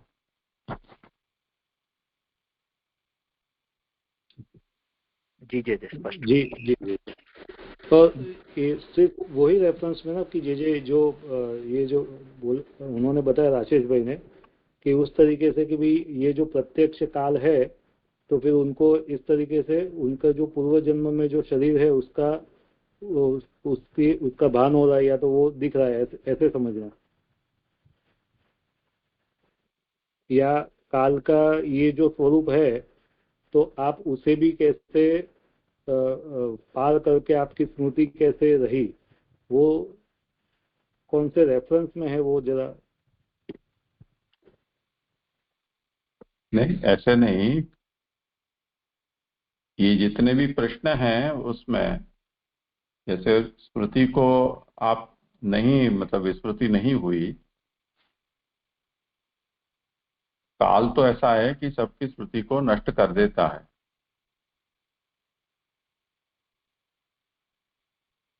तो काल ही सब कुछ करता है, सर्व निराकृति ही काल के कारण होती है। फिर भी आपकी स्मृति का निराकरण काल ने क्यों नहीं किया, ऐसा पूछ रहे हैं। जी जी जी जी, वो स्पष्ट। ये दंडवत है। जैसे हाँ अभी बोल। आपने समझाया कि व्यास जी तो भगवान है, तो भगवान तो सब कुछ जानते हैं। हाँ, तो फिर यदि अगर भगवान है तो फिर व्यास जी किस कारण से पूछ रहे हैं कि आपके उस शरीर का क्या हुआ? हाँ, करो समाधान। ये मेरा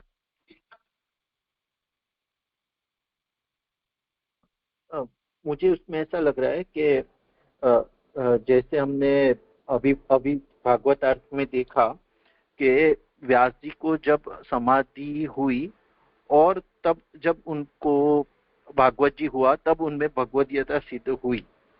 तो मतलब यहाँ उनको भगवान कहा है, यहाँ भी कहा है, लेकिन मुझे ऐसा लग रहा है कि भागवतार्थ में पढ़ा तब मतलब व्यास जी को जैसे कला अवतार कहा है, तो क्योंकि आगे ऐसा भी कहा है कि सत्यवती के पुत्र होने की वजह से व्यास जी ने ऐसे बहुत सार्थक नहीं हो ऐसे प्रश्न पूछे। तो भगवान होने का जो उनका रेफरेंस है वहां भी मतलब उतना ही मुझे समझ आ रहा है कि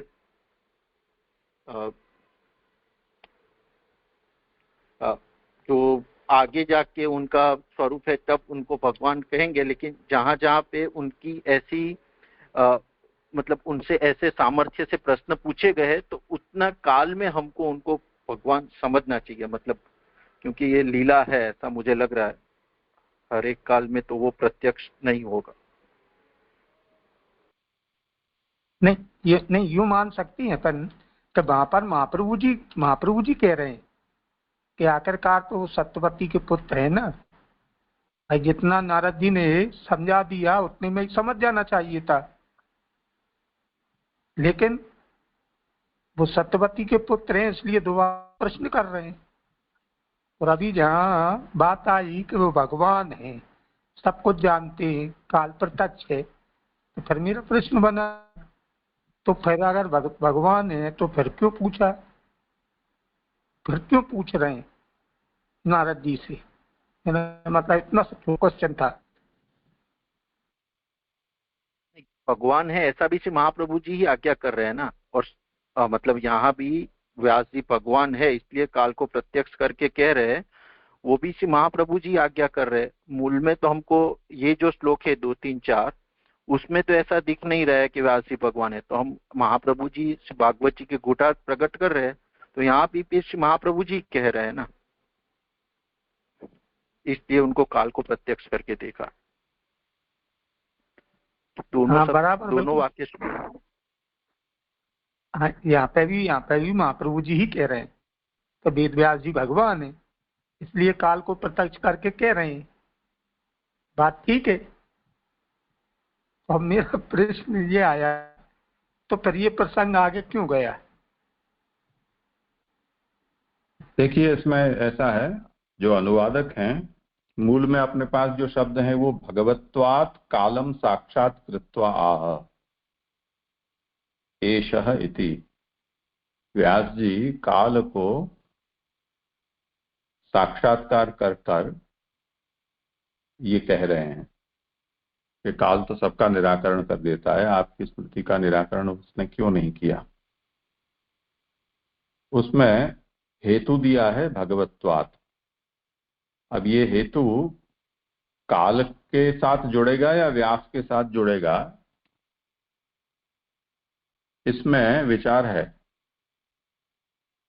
आपने जो प्रश्न उठाया उससे मुझे ऐसा लग रहा है कि जब सूत व्यास को भगवान कह रहे हैं तब उस स्थिति में भगवान रूप जो व्यास हैं वो तो इतना अज्ञान अपना प्रकट नहीं कर सकते हैं। तो यहाँ पर भगवत्वात् कालम, काल रूप भगवान है, उस काल रूप भगवान को साक्षात करते हुए व्यास कह रहे हैं। तो भगवान होने से व्यास ऐसा न करके काल रूप भगवान है, उनको साक्षात करते हुए व्यास कहते हैं कि ये सबका निराकरण करने वाला है, तो आपकी स्मृति का नाश उसने क्यों नहीं किया। ये अर्थ ज्यादा संगत है। तो हिंदी भाषी देखते हैं गुजराती वालों ने क्या किया है, देखो तो जरा। वेद व्यास जी भगवान है इसलिए काल को प्रत्यक्ष करके कह रहे हैं। काल भगवान है ऐसा ही लिखा है। हाँ, तो काल भगवान हुआ ना, व्यास भगवान है ऐसा नहीं हुआ ना। हाँ बराबर थी, अब संगति बैठ गई थी। दंडवत जी। हाँ,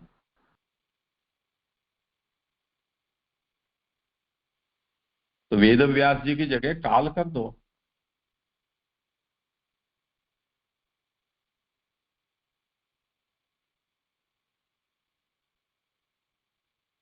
ठीक है, करो आगे।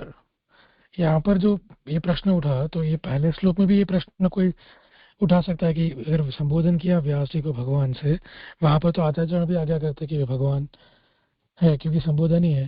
पर उससे ऐसा तो नहीं होगा ना, क्योंकि कि ये परब्रह्म या पूर्ण रूप से भगवान है ऐसा, क्योंकि फिर तो असंतोष ही क्यों होगा अगर ये भगवान ही है। तो मतलब संबोधन को इतना सीरियसली तो नहीं लेना होना राइट। मतलब वो थोड़ा कंफ्यूजन। एक तो ये है कि सूत व्यास को भगवान कहते हैं, वो एक विषय हुआ,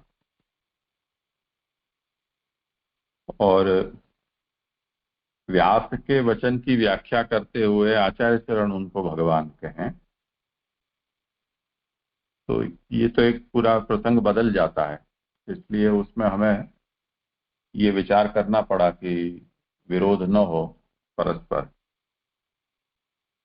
भले ही सूत ने ये उपक्रम किया है व्यास के प्रश्न का, पर व्यास ने जो भी कहा है वो सूत ही कह रहे हैं शौनक को। तो कम से कम सूत के द्वारा जो व्यास का प्रश्न यहाँ कहवाया जा रहा है, उसमें तो कम से कम संगति होनी चाहिए ना। अब रही बात ये कि एवं निशम्य भगवन देवर्षिर जन्म कर्म च, तो देवर्षि के जन्म कर्मों का श्रवण किया और तब फिर सत्यवती पुत्र व्यास ने, जो भगवान है, फिर प्रश्न किए। तो उसका तो महाप्रभु ने खुलासा कर ही दिया कि भगवान होते हुए ऐसा क्यों किया। तो सत्यवती के पुत्र के रूप में पैदा हुए हैं, तो कुछ सत्यवती का प्रभाव है, उसके कारण भगवत्व अभी उतना आविर्भूत नहीं है। क्योंकि अन्यथा तो फिर इसको ज्यादा हम तूल दें तो पूरा जो व्यास और नारद का प्रसंग है वो ही उसके ऊपर ही प्रश्न खड़ा हो सकता है कि फिर भगवान है तो फिर उनको अब क्या करना है क्या नहीं करना है उस विषय में इतना मनोमंथन क्यों होना चाहिए। और नारद कौन होते हैं व्यास को कहने वाले, ये सब प्रश्न भी खड़े होते ही। तो अभी जो हुआ है उसका समाधान तो आचार्य चरण ने यहाँ सूत जी के वचन से ही कह दिया है कि जब सूत जी स्वयं ही ये कह रहे हैं कि एक और कि ये व्यास भगवान है, दूसरी ओर सूत जी नहीं, इस समय सत्यवती का प्रभाव उनके ऊपर अधिक प्रकट है, भगवत्ता उनकी उतनी प्रकट नहीं है। तो ये सवाल भी कर सकते हैं। इस तरह से स्वयं ही उसका समाधान भी दे दिया है।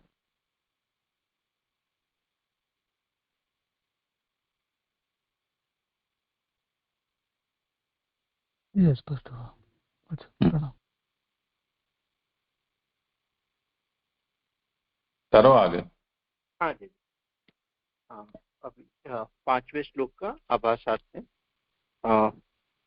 तुमने परमहंसों के चले जाने पर क्या किया?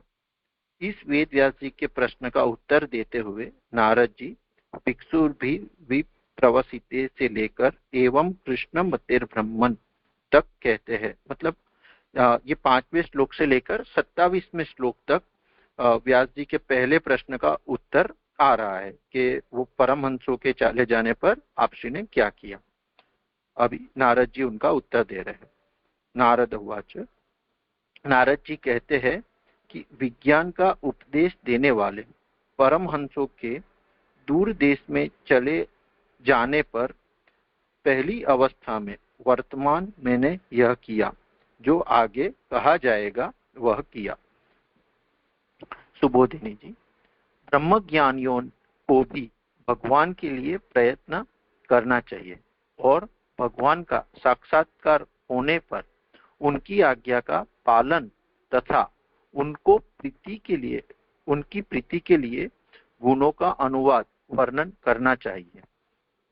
तो नारद जी कहते हैं कि जो परमहंस चले गए तब वो मैंने क्या किया, तो यहाँ पे श्री महाप्रभु जी अर्थ कह रहे हैं कि ब्रह्मज्ञानी जो होते हैं उनको भी भगवान के लिए प्रयत्न करना चाहिए और जब भगवान का साक्षात्कार हो जाए तो उनकी आज्ञा का पालन और उनकी प्रीति के लिए उनके गुणों का वर्णन करना चाहिए, जो आगे नारद जी के वर्णन श्लोक मतलब पारायण में हमने पढ़ा कि भगवान से जब उनको साक्षात्कार हुआ तो आपसी ने भगवान के कीर्तन और भगवान के गुणों का वर्णन किया।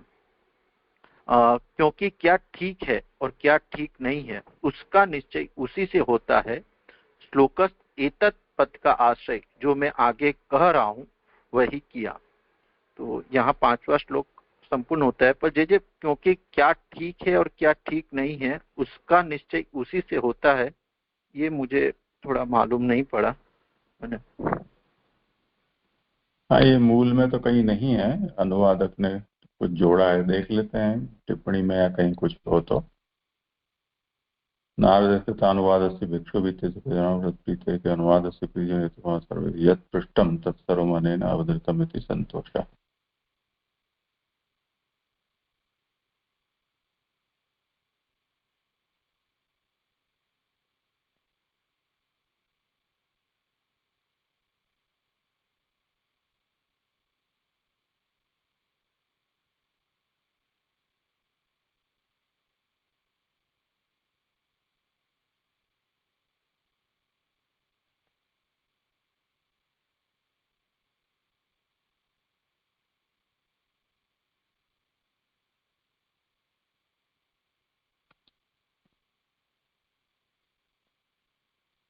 मूल में तो कहीं भी ये बात है नहीं।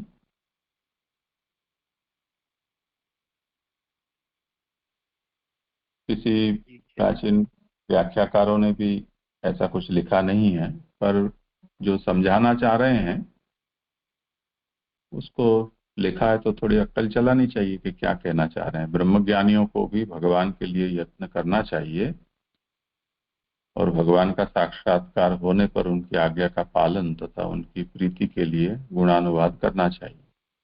मूल में कितना है? अनुवादः तत्प्रीतये सर्वावधारणात्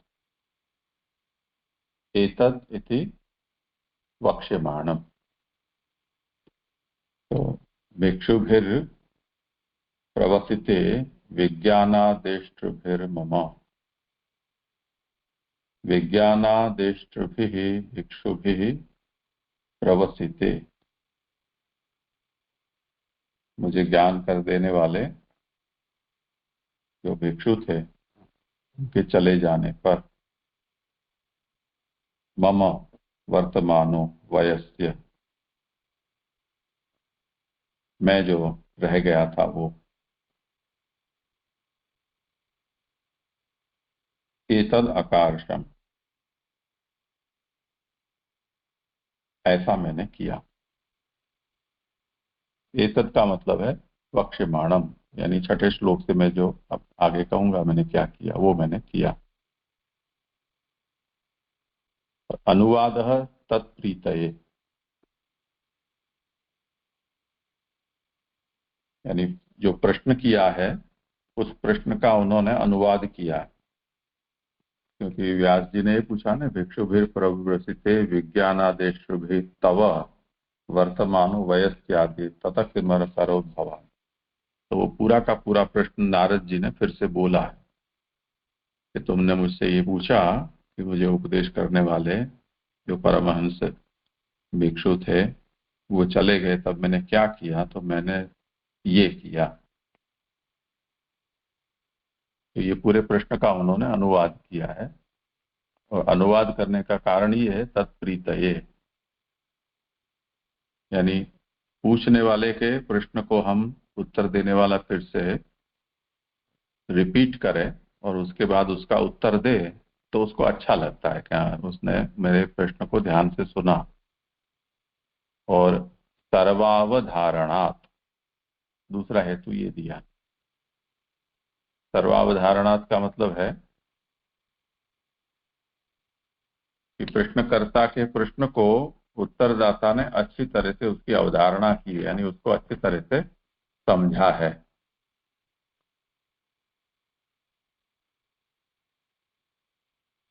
ये दो बात है। अब बाकी की बात जो है वो उत्थानिका में है कि प्रथम प्रश्ने उत्तरमाह भिक्षुभिः इत्यादिना एवं कृष्णमते इत्यंतेन 27 श्लोक तक ये है।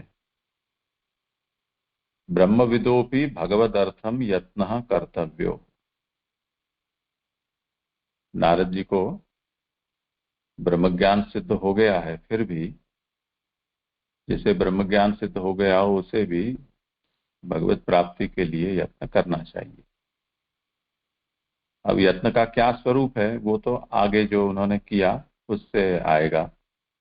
यहाँ पर महाप्रभु ने उसको स्पष्ट नहीं किया है, अनुवादक ने आगे के उत्तर में से वो जो किया है उसे यत्न के अर्थ के तया समझाया है। तो दृष्टि च भगवती तदाज्ञा कर्तव्या। यदि भगवत साक्षात्कार हो जा रहा है, भगवत दर्शन हो जा रहे हैं, तब उस स्थिति में भगवान जो कहें वो हमें करना चाहिए।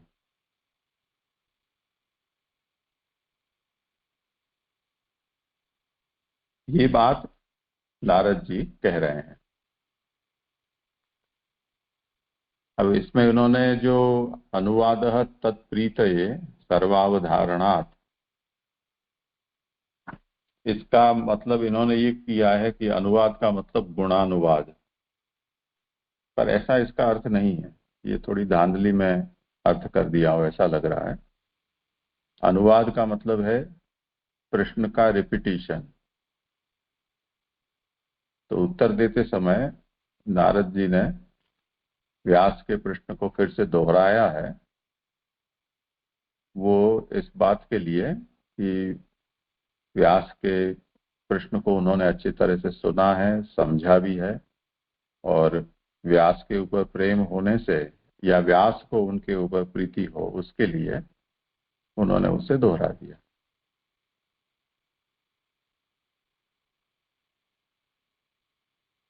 और क्योंकि क्या ठीक है क्या ठीक नहीं है उसका निश्चय उसी से होता है।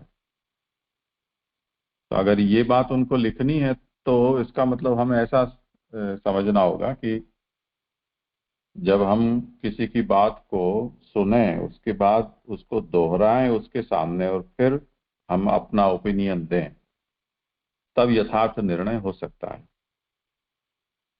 कि क्या ठीक है और क्या ठीक नहीं है। अगर हमारी लोगों की भी इस चर्चा में ऐसा कई बार होता है कि प्रश्न सुनने के बाद उत्तर सब देना शुरू कर देते हैं और उसके बाद फिर पता चलता है कि ये प्रश्न तो ये था ही नहीं, प्रश्न कुछ और ही था। इसलिए पद्धति ये है कि एक बार हमें जो प्रश्न है उसको दोहरा देना चाहिए ताकि हम वो समझे हैं कि नहीं वो स्पष्ट हो जाए, और लंबे लंबे उत्तर हमको मिल जाए और पीछे प्रश्न को सुधारने में हम बैठे तो इतना समय है वो व्यर्थ जाता है। तो ये पूरा इतना अनुवाद है वो थोड़ा अव्यवस्थित है, उसको थोड़ा इस दृष्टि से सुधार लेना चाहिए। को गुजराती वाले क्या कहते हैं? हाँ जी, गुजराती में तो जे वही है। पढ़ूं? हाँ तो आप पढ़ लो उसको। हाँ, मैं थोड़ा ट्राई करता हूँ उसको हिंदी में ट्रांसलेट करते। हम्म, ब्रह्म ब्रह्म जानने वाले जो है उनको भी भगवान की प्रीति के लिए यत्न करना चाहिए और प्राप्ति भगवान के के लिए। दर्शन हो, हाँ, प्राप्ति के लिए प्रयत्न करने चाहिए और भगवान के दर्शन हो तब आप श्री की आज्ञा के अनुसार वर्तन करना चाहिए, यह अर्थ है। इतना तो जैसे यहाँ स्पष्ट है हिंदी में। लेकिन ज्ञान देने वाले सन्यासी जब गए तब प्राथमिक वय में रवा हुआ में ये शब्दों का अनुवाद व्यास जी सर्वक का निर्णय किया हुआ होने से उनके ऊपर प्रीति जताने के लिए किया है। इन्वर्टेड कोमा में ये दिया है, ज्ञान आप देने वाले सन्यासी जब गए तब प्राथमिक वय में रहा हुआ, और फिर इन्वर्टेड कोमा बंद होके वह शब्द का अनुवाद व्यास जी ने सर्व का निर्णय किया हुआ होने से उनके ऊपर प्रीति जताने के लिए किया है।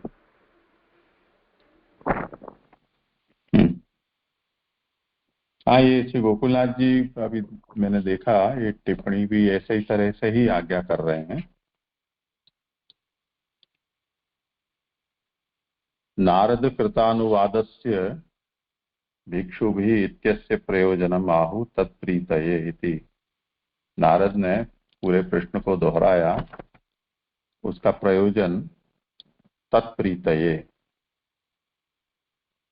उनकी प्रीति के लिए, यानी व्यास की प्रीति के लिए। अनुवादस्य प्रीतिजनकत्वे हेतुमापः आहु सर्वावधारणात् इति। अनुवाद प्रश्न को दोहराने से प्रश्नकर्ता को प्रीति पैदा होगी, ऐसा कैसे कह सकते हैं? तो उसका कारण बताया कि सर्वावधारणात् यत् पृष्टम तत्सर्वम अनेन अवतृतम इति संतोषः, यानी प्रश्नकर्ता ये समझेगा कि मैंने जो कुछ पूछा है वो नारद जी ने अच्छी तरह से समझ लिया है, ऐसा उसको संतोष होगा।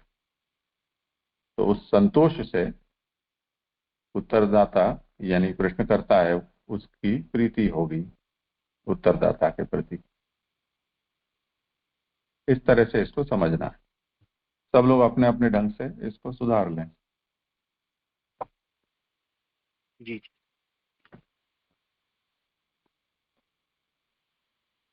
हाँ, प्रणाम जी। आपने जैसे समझाया ना यहाँ कि गुणों का अनुवाद, तो वहाँ प्रश्नों का अनुवाद ब्रैकेट में वर्णन करना चाहिए, तो ये उचित लगता है जिस तरह आपने समझाया। नहीं नहीं, वो पूरा रिफॉर्मेट करना होगा। करना चाहिए ऐसी बात नहीं है ना, यहाँ ऐसा क्यों किया उसका ये कारण समझा रहे हैं।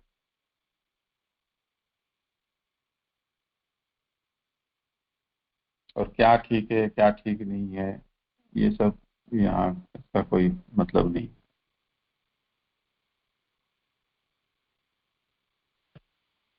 जी,